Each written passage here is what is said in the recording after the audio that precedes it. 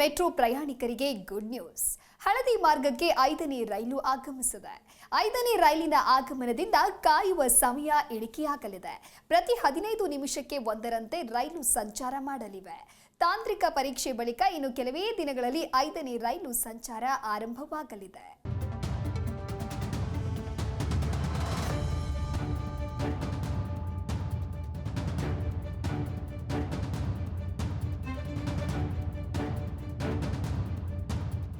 ಬೆಂಗಳೂರಿನ yellow line metro ಪ್ರಯಾಣಿಕರಿಗೆ ಮತ್ತೊಂದು ಗುಡ್ ನ್ಯೂಸ್.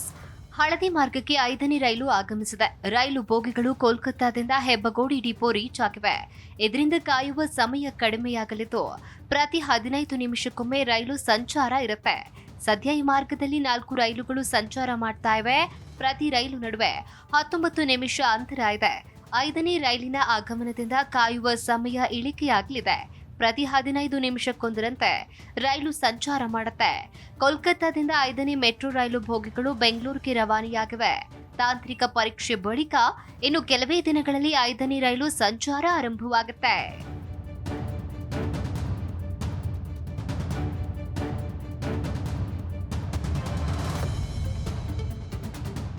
ಈ ಮೂಲಕ ಹಳದಿ ಮಾರ್ಗದ ಮೆಟ್ರೋ ಪ್ರಯಾಣಿಕರಿಗೆ ಬಿಎಂಆರ್ಸಿಎಲ್ ಗುಡ್ ನ್ಯೂಸ್ ಅನ್ನು ಕೊಟ್ಟಿದೆ.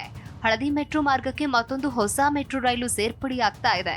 ಇದರಿಂದಾಗಿ ಪ್ರಯಾಣಿಕರ ಕಾಯುವಿಕೆಯ ಸಮಯ ಇನ್ನಷ್ಟು ಕಡಿಮೆಯಾಗುತ್ತೆ. ಹಳದಿ ಮಾರ್ಗದ ಮೆಟ್ರೋಗೆ ಹೊಸ ರೈಲು ಸೇರ್ಪಡೆಯಾಗಿದ್ದು ಅಕ್ಟೋಬರ್ 2 ಅಥವಾ 3ನೇ ವಾರದಲ್ಲಿ ಸಂಚಾರ ಆರಂಭಿಸುವ ಸಾಧ್ಯತೆ ಇದೆ. ಇದೊಂದು ಮೆಟ್ರೋ ಪ್ರಯಾಣಿಕರಿಗೆ ಖುಷಿ ಸುದ್ದಿಯಾಗಿದ್ದು ನಿಲ್ದಾಣದಲ್ಲಿ ಕಾಯುವ ಸಮಯ ಇನ್ನಷ್ಟು ಕಡಿಮೆಯಾಗುತ್ತೆ. ಸದ್ಯ ಹಳದಿ ಮಾರ್ಗದ ಮೆಟ್ರೋ ಪ್ರತಿ 19 ನಿಮಿಷಕ್ಕೆ ಒಂದು ರೈಲು ಸಂಚಾರ ಮಾಡ್ತಾ ಇದೆ. ಇನ್ಮುಂದೆ ಸಮಯ ಇನ್ನೂ ಕಡಿಮೆಯಾಗಲಿದ್ದು ಪ್ರತಿ 15 ನಿಮಿಷಕ್ಕೆ ಒಂದರಂತೆ ರೈಲು ಸಂಚರಿಸುತ್ತೆ. ಪಶ್ಚಿಮ ಬಂಗಾಳದ ಟಿಟಾಗಢ ರೈಲ್ ಸಿಸ್ಟಮ್ ಕಾರ್ಯಾಗಾರದಿಂದ 5ನೇ ರೈಲಿನ ಕೋಚ್ಗಳು ರವಾನೆಯಾಗಿದ್ದು ಹೆಬ್ಬಗೋಡಿಯಲ್ಲಿನ ನಮ್ಮ ಮೆಟ್ರೋಗೆ ತಲುಪಿವೆ. ಇನ್ಸ್ಪೆಕ್ಷನ್ ಬೇ ಲೈನ್ನಲ್ಲಿ ಆರಂಭಿಕ ಪರೀಕ್ಷೆಗಳು ನಡೀತಾ ಇವೆ. ಬಳಿಕ 5ನೇ ರೈಲು ಕಾರ್ಯಾರಂಭ ಮಾಡುತ್ತೆ.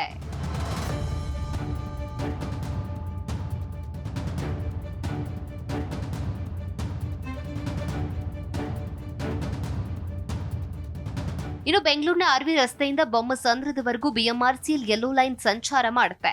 ಈ ಮಾರ್ಗದಲ್ಲಿ ಪ್ರಸಿದ್ಧ ಟೆಕ್ ಕಂಪನಿಗಳು ಇವೆ. ವಿಪ್ರೋ, ಇನ್ಫೋಸಿಸ್, ಬಯೋಕಾನ್, ಡೆಲ್ಟಾ ಸೇರಿದಂತೆ ಅನೇಕ ಟೆಕ್ ಕಂಪನಿಗಳು ಇವೆ. ಟೆಕ್ ಕಂಪನಿಯ ಉದ್ಯೋಗಿಗಳು ಈಗ ಮೆಟ್ರೋದಲ್ಲಿ ಸಂಚಾರ ಮಾಡ್ತಿದ್ದಾರೆ. ಇದರಿಂದಾಗಿ ಬೊಮ್ಮಸಂದ್ರ, ಬೊಮ್ಮನಹಳ್ಳಿ, ಅತ್ತಿಬೆಲೆ ಮಾರ್ಗದಲ್ಲೂ ಸ್ವಲ್ಪ ಮಟ್ಟಿಗೆ ಟ್ರಾಫಿಕ್ ಜಾಮ್ ಕಡಿಮೆಯಾಗುತ್ತೆ.